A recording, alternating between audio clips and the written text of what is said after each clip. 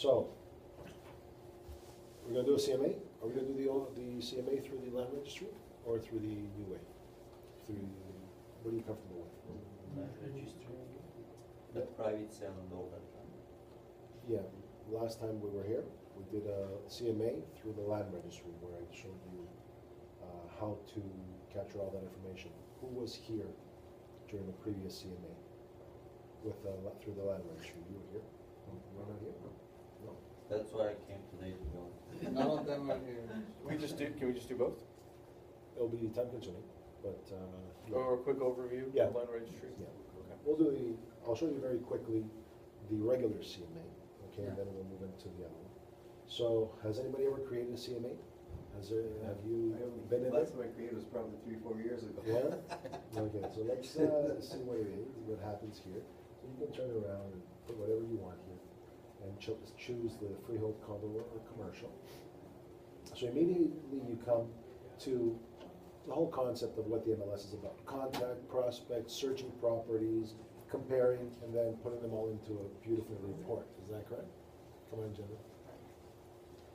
So if you have a client to contact from before, remember that we had created Mr. Test, right? And we can use it. And we can say that they are possibly a buyer or a seller, which is interesting, right? And you can put all their information here, their address, 123 ABC, right? Municipality, province, postal code, and everything else. So you can save the CMA. You can even add the contact from here if you haven't added it. The next thing you do, I always like to save CMA per screen. Save CMA, save, then I move to next. The second thing is up here is the subject property. So it will follow all these little tabs. These are all pages, so 10 pages to create a CMA. If you want to include a subject property in the CMA, you would say yes, and you'd say which MLS to use. Previous MLSs, previous sales of that same property are usually a good way to start, right? So if you go back in time, do an archive search, and find that property when it sold last, take that MLS number and put it right here.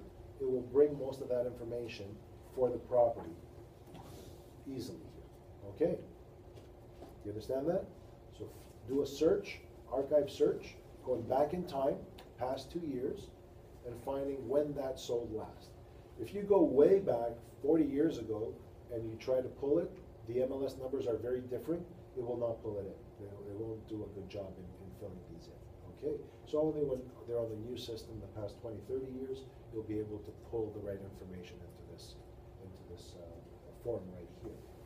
So you can come here and turn around and say, I want 1, 2, 3, ABC, and put down what you are selling or what this is all about, a 3-story, and it can be as much as you want or as few fields as you want. You can put a description, you know, beautiful house, property for sale or something like that.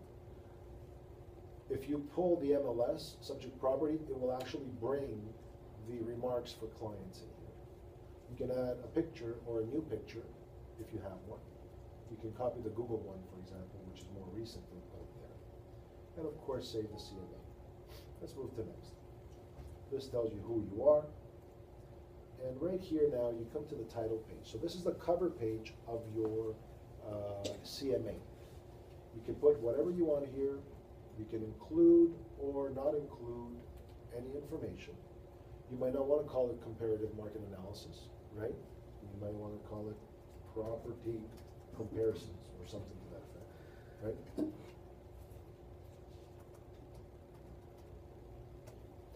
And you can save it as default, or you can have a default and change it any single time you want. So configure these for ones the way you like them, right? Put down the information and keep it. Make it different. Don't do what everybody else does. Let's go to next. Right here, you'll see the date, you'll see the names maybe of the people, their address, and a letter. Thank you for the opportunity to present this comparative market analysis for 1, 2, 3 ABC. This report of current and past market activity compares your property with other properties. You can change it, you can keep it, you can make it your own. Okay, you can put whatever you feel in here. and of course, at the bottom is your signature. And now we come into the search criteria, which means now you have to build your case. You have to find the right properties to compare them against, okay? So if we were to find the availables and the solds, and possibly the expireds, which is from 300,000 to 350,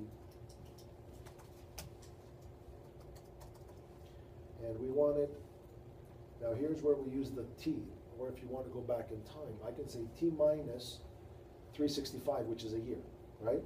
Or I can go T minus 180, which is 6 months, right? Or I can do 1,000 days, 2.5 years almost back, right? So T minus 180, and you can say which areas. So I'm looking to do Peel, Brampton, and maybe the Avondale. Now, I would most likely want to shrink it a little bit more, narrow the search. So I would enter additional search criteria. What happened now is it opened up all the other fields, the additional search criteria that you can choose from. So I would say, okay, I'm really comparing a detached, which is really a 2-story, and it has 4 bedrooms, and it has maybe another one in the basement, or maybe not. If mine had one, right, the one that I'm trying to list, I would not put a 1. I'd see what the ones without a basement are selling for. The whole purpose of a CMA is to get an upper limit and a lower limit, right, and see if you can kind of narrow it down to what it's going to sell. You don't offer a specific price as always. You offer a range, right, that it should be between here and here, upper and lower. Okay. I don't feel like doing anything else. I might want to say that I want gas, right, and nothing else, and that it's forced air, right, if I want to compare apples to apples. And I want to say previous now here, and it takes that information and it pumps it right in number 9 where I started from. If I had an MLS number that I really wanted specifically to compare, I'd put it right here. And that is a perfect way to actually start. You don't have to do all this, I'll tell you, because what you could do is do your research when you're researching the area. Write down the MLS numbers that you feel are interested and that are comparable. You're done. 10 of them, put them in there. You don't have to do anything else. Right? So we can add multiple MLS Yep. numbers? Yeah, you can put a list. I don't know how many they allow, but they allow a lot. And use only these. Okay. So you say use only these MLSs, and it will keep only those specific ones. Save CMA. Now, my apologies. Here we have done the search pattern, right, of what we want, and we have to submit a search to find out what is up for sale. Of course, we're looking for 300,000 detached anywhere in Toronto. You know what? Good luck. If there was one, I would buy it. So, or you would buy it. So we're going to change this and say, okay, well, really we wanted 500,000, right, to about 550. Now we might be a little bit luckier. And no, we're not still. I don't know why. Actually, I think you look in Avondale. Yeah, I don't know the areas here. So Go- there's go in the- east and west. Yeah. I'm sorry, this is not my area here. You can come here. So there they are, 52 records. We can buy home for you. So you choose whichever ones you want, right?